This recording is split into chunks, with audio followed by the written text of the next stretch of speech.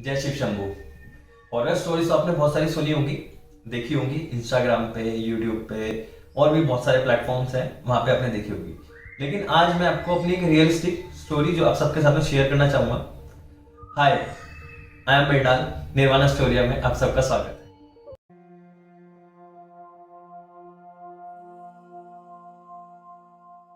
कहानी की स्टार्टिंग ऐसे होती है। हम लोग कॉलेज की लाइब्रेरी में थे और हम चार फ्रेंड थे, मैं, अशोक, बलवंत और मोहित। हम लोग ऐसे डिस्कस कर रहे थे, क्या कभी आप सबने या हमने या मैंने पैरानॉर्मल एक्टिविटीज या नेगेटिव एनर्जीज को फील करा है या देखा है। तो अशोक बोला, भाई मैंने तो देखा नहीं है कभी ऐसा कुछ। बलवंत बोला, भाई मैं मानता हूँ लेकिन देखा मैंने भी नहीं है। मोहित बोला कि भाई मैं इन सब चीजों को नहीं मानता हूँ। क्यों? क्योंकि ये सब चीजें साइकोलॉजी के हिसाब से है ही नहीं। अगर आप कुछ चीज को माइंड में फील कर रहे हो तो ही आपको दिखेगा, अदरवाइज नहीं दिखेगा। उसने ये बोल के और हम शांत हो गए। लेकिन हमारे मन में था कि भाई नहीं, क्यों ना लाइब्रेरी के अंदर ढूंढा जाए कि कोई ऐसी बुक मिले जिसके अंदर पैरानॉर्मल एक्टिविटीज या कोई हॉरर स्टोरी या कोई नेगेटिव एनर्जीज के बारे में कुछ बताया हो। तो हम लोग ऐसे ढूंढ रहे थे तो एकदम से मेरी नजर गई उस किताब पे जिस किताब को हम ढूंढ रहे थे, जिसका नाम था तंत्रकाल। तंत्रकाल को हमने कहा कि चलो इसको पढ़ा जाता है और देखा जाता है कि इसके अंदर क्या है।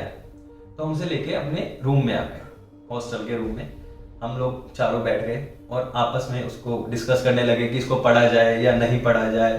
तो अशोक बोला, भाई ये सब कुछ बेफजूल की बातें हैं, कोई फायदा नहीं है, छोड़ो। लेकिन मेरे और बलवंत के मन में था कि नहीं, पढ़ा जाए, देखा जाए कि इसके अंदर क्या है। मोहित तो हमारी बात को विश्वास कर ही नहीं रहा था। वो तो साइकोलॉजी और मेंटलिटी इन सब को लेके, साइंस को लेके वो हम लोगों को लेक्चर दे रहा था। लेकिन हमने कहा नहीं, हम इसको पढ़ेंगे और देखेंगे। तो जैसे हमने 2-3 पन्ने पढ़ते तो उसके अंदर एक लिखा हुआ था कि अगर आप किसी भी नेगेटिव एनर्जी या सिर्फ मिलना चाहते हो, बात करना चाहते हो या बुलाना चाहते हो, तो वो मंत्र था। वो मंत्र मैं आप सबसे डिस्कस नहीं करूंगा क्योंकि ये प्लेटफॉर्म नहीं है वो डिस्कस करने के लिए। तो वो मंत्र था और उसमें लिखा हुआ था, नो कैंडल लेके राउंड बनाना है। जैसे नो कैंडल नवग्रह को वो करता है, क्या कहते हैं उसको, मेरे को वर्ड नहीं मिल रहा है,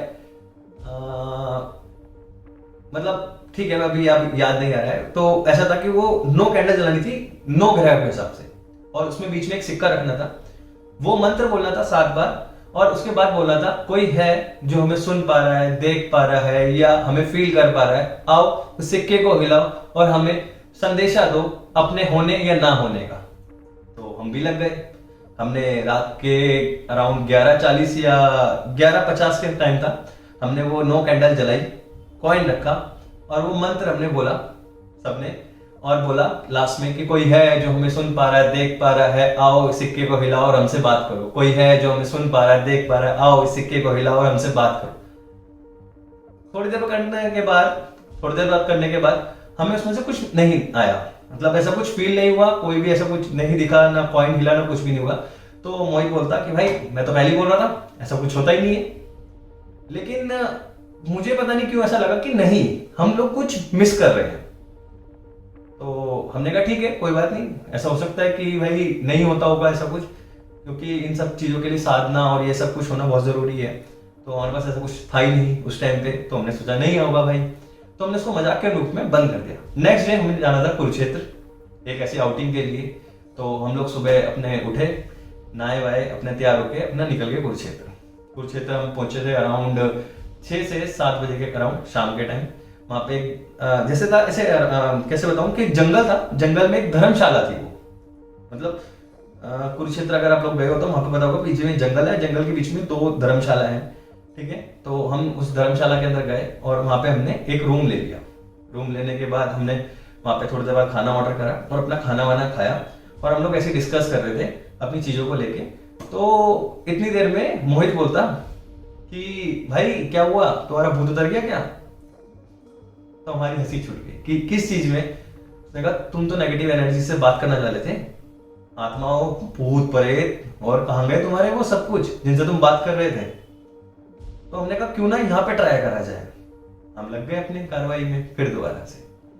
तो उसके अंदर जैसे 2-3 पन्ने हमने पलटे तो उसके अंदर एक और मंत्र था जो 2-3 लाइन का था और उसको भी सेम ऐसा था कि उसके अंदर क्या था कि 9 कैंडल की जगह उसमें 11 कैंडल जलानी थी, 11 कैंडल जलानी थी।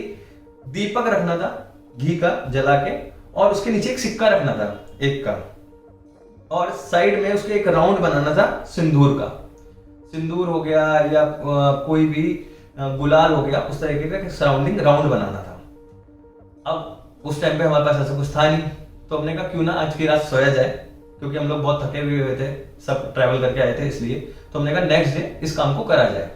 ठीक है भाई, बहुत ज्यादा एक्साइटेड थे, बहुत ज्यादा एक्साइटेड उस मोमेंट के लिए कि भाई नहीं, यहाँ करके जरूर देखना है। तो सुबह हम लोग गए, अपना नाश्ता वास्ता करा और अपना हम घूमने निकल गए थे।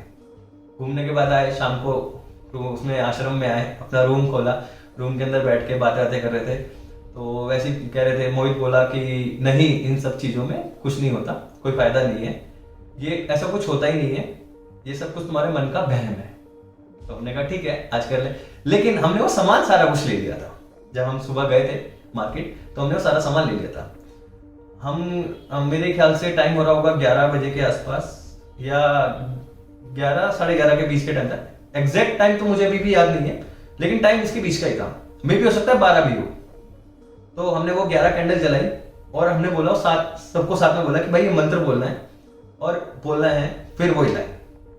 हमने वो सिंदूर बिछाया, मतलब उसको राउंड करा, बीच में दीपक जलाया और एक उसके नीचे एक सिक्का रखा, और हम लोग बोलने लगे वो मंत्र।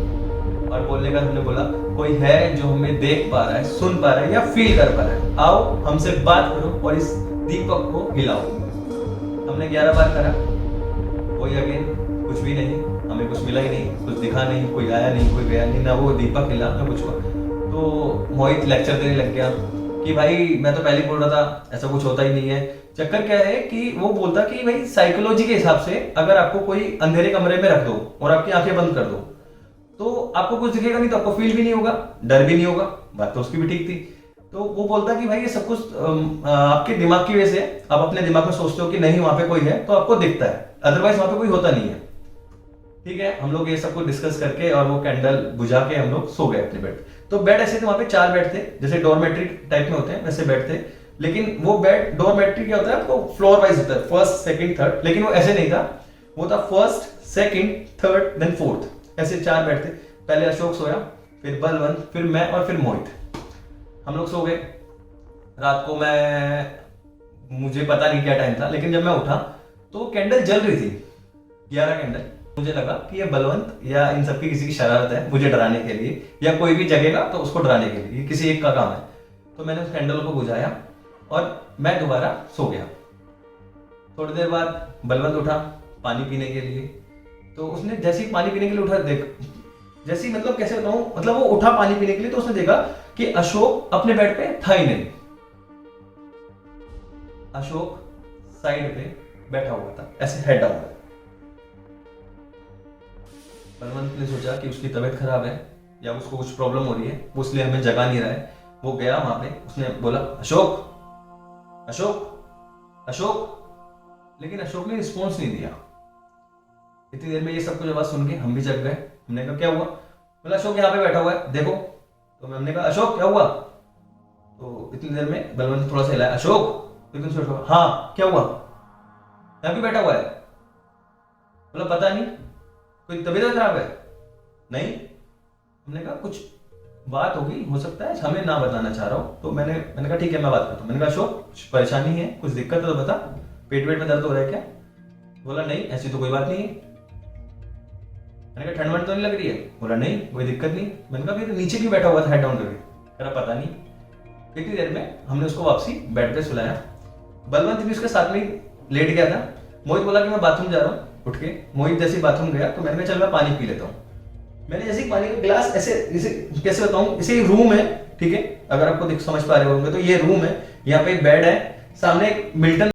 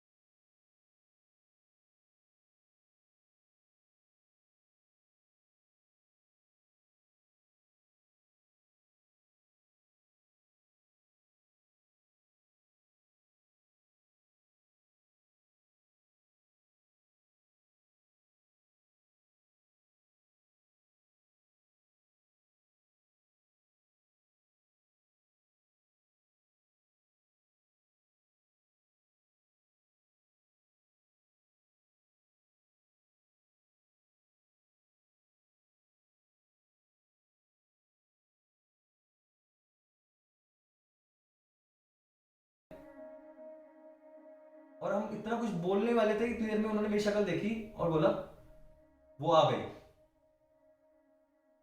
हम लोग शॉक्ड थे, हम लोग वैसे ही बहुत डरे हुए थे उस मोमेंट पे, और एकदम से ये बात और सुनना, हम लोग और डर गए थे। वो जल्दी से हमारे रूम की तरफ